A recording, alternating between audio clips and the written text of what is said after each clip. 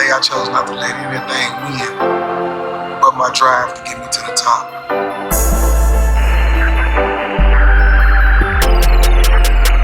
Frank Lee made the beat.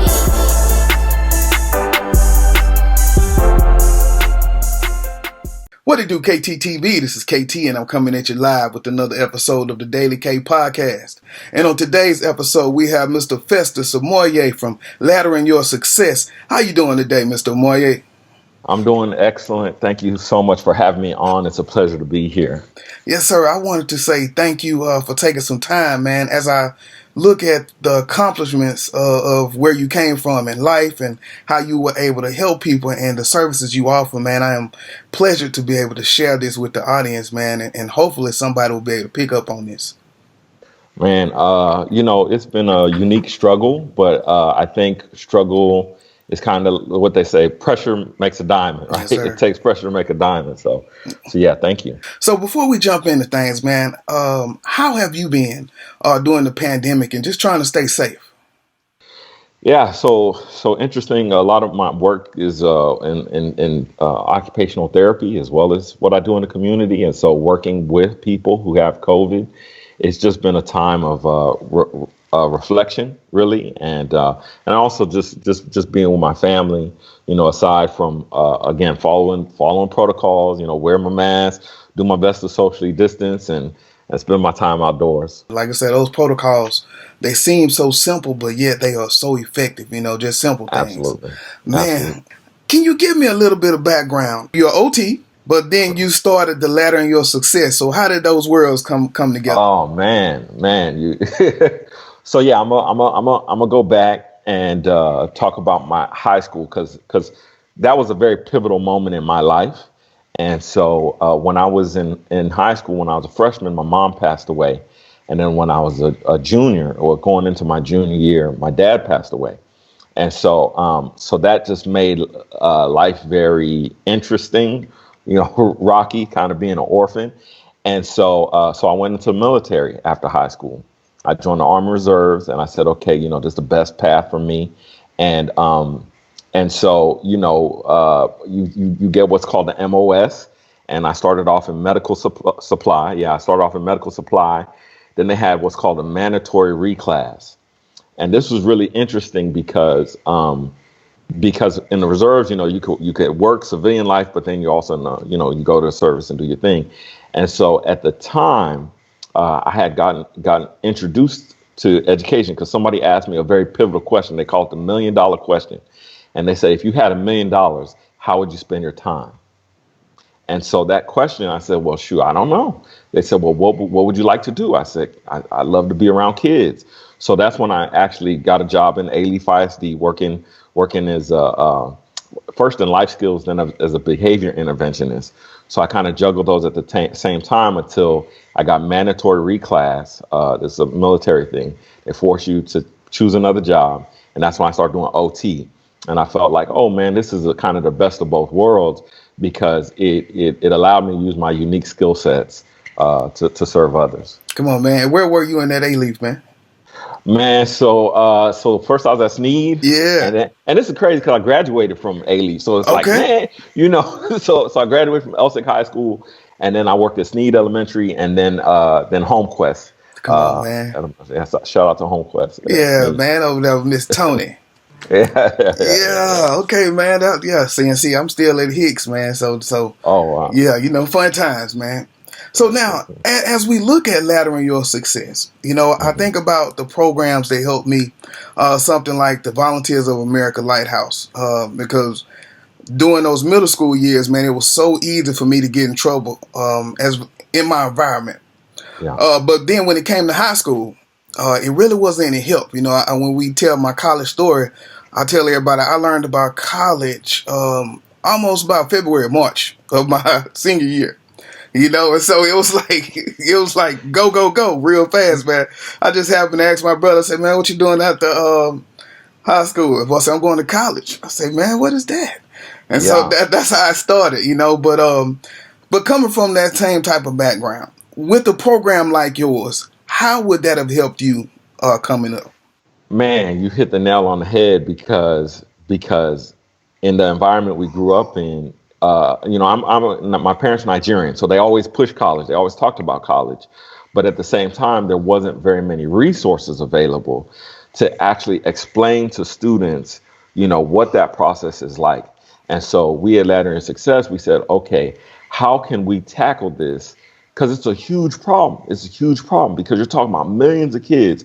How can we tackle this in a way that is simple, cost effective, and meaningful for individual students and their families?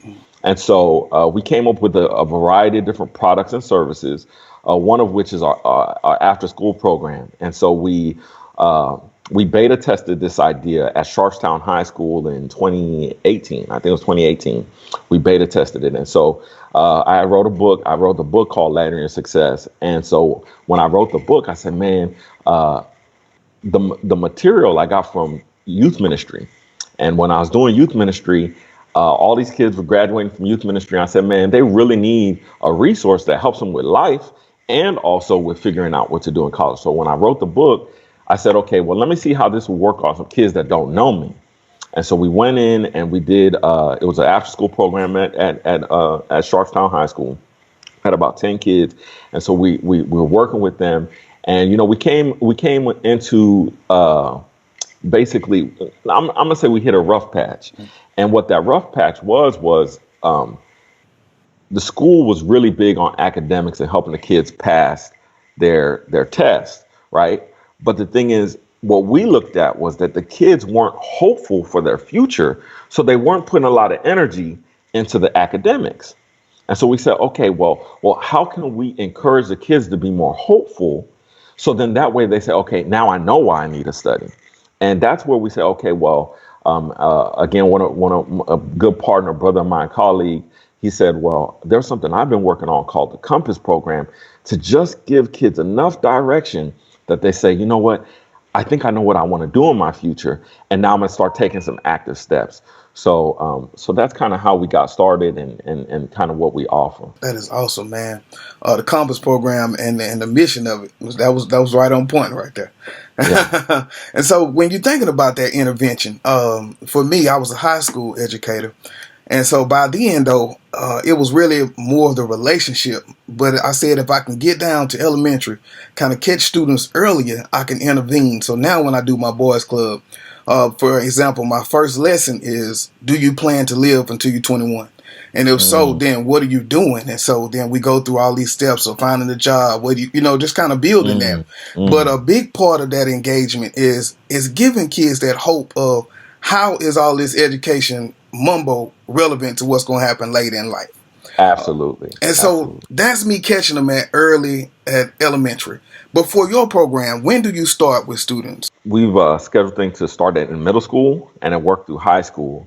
And so part of what we're doing that's unique and different is we realize it's very difficult, number one, to find enough mentors and then to capture those mentors so they're coming in consistently.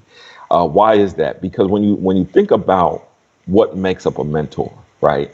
You're talking about somebody who's a role model, who's quite possibly gainfully employed, and so that makes it really difficult for them to spend the amount of time that's needed with the students. So what we said was, okay, with the Compass program, we could do kind of a mentor style drop in, right? But then let's create some offshoots of that to where a person could come in almost like a career day and just come in, let them know, hey, this is what I do as a career. This is how I went from, my life in middle school all the way through and found my passion and found my purpose and how I started doing what I'm doing.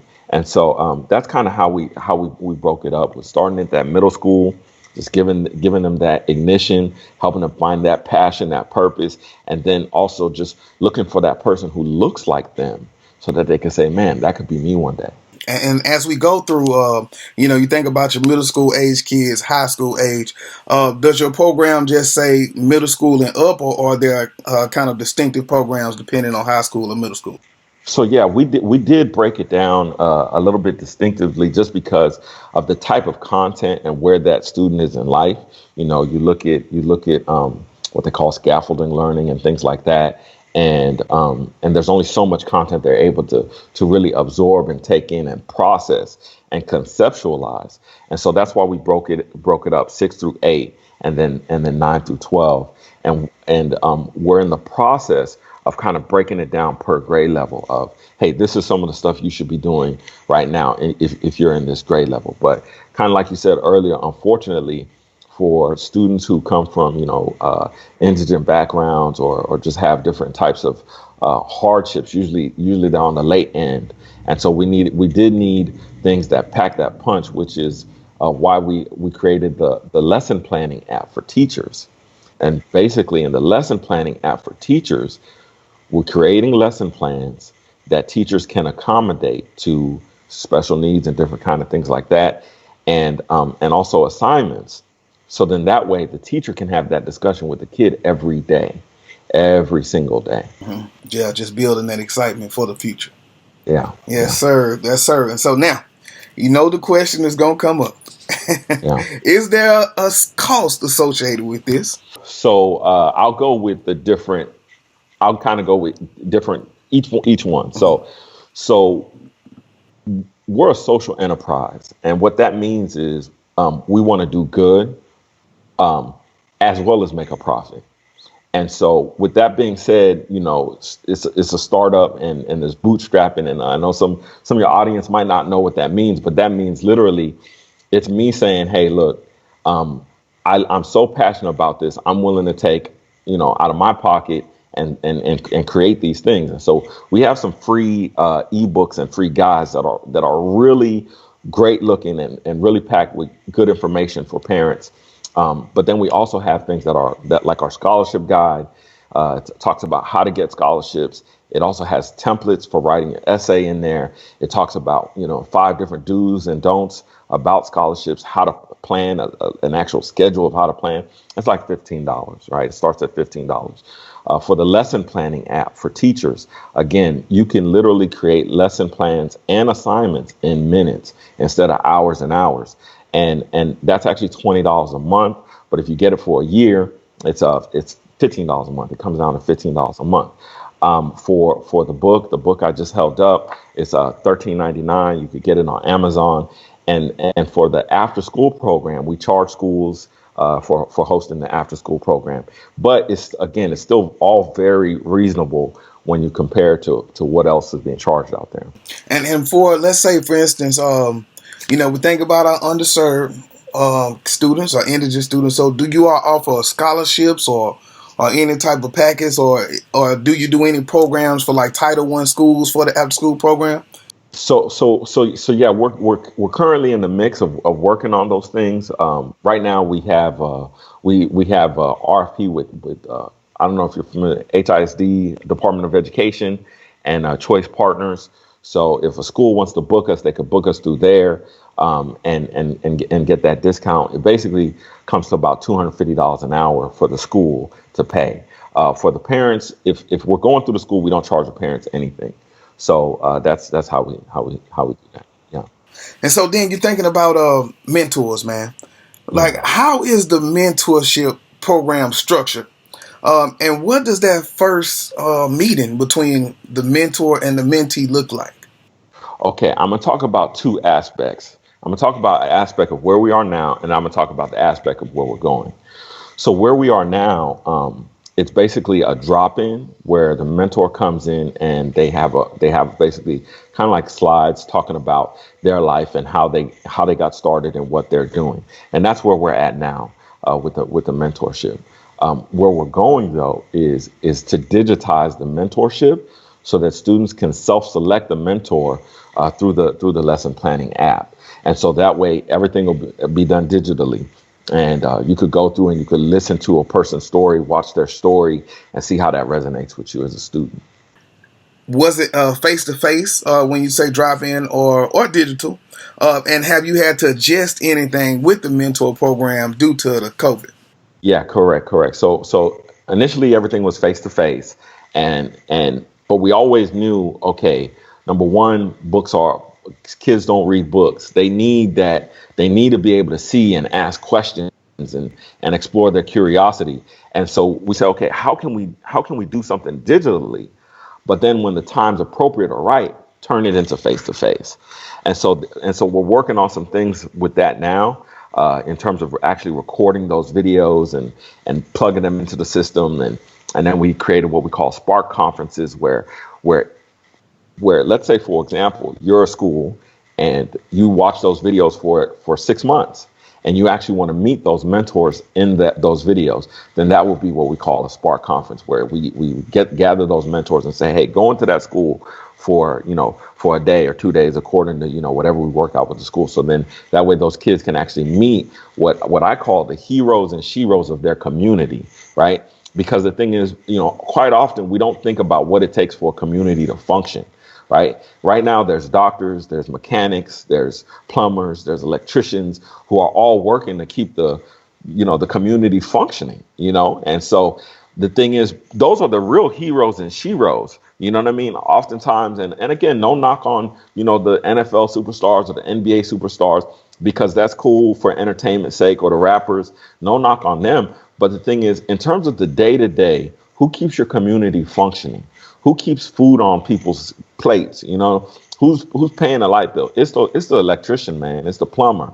It's the educators. And so we want to be able to have the students meet them and hear about their story, so then hopefully they can impact the student story. And for mentorship, how do you sign up? Let's say if I want to just do that section of your program, how do y'all put the call out to have mentors sign up? Yeah. Okay. So for the mentors to sign up, well, right now we actually have a form on our website, which we're revamping. So that website is about to be changed in probably the next 5 days, or 5 or 6 days, and so they'll just be able to go in and sign up on that form to become a mentor. If not, if they're having trouble with that, there's a pop-up box that comes up on the website. They can just say, hey, I want to be a mentor. Usually those emails come to myself or to Cleo, and then we could work that out. Yeah. As we land the plane, I got one student, because they got to read to know just how much money you procured for some students, for on their way to college for the scholarships, right? We talking hundreds of thousands. Yeah. So I got a kid going into that senior year. Man, I ain't seen my friends in so long. I'm trying to get back to normal. I'm really just not really encouraged or excited about the future. What do you tell those students to kind of bring them into the program and kind of get that jump start on the next part of life? Yeah, so I tell students, I say, man, there are legitimate excuses for not going to college. There's no excuse for not getting an education.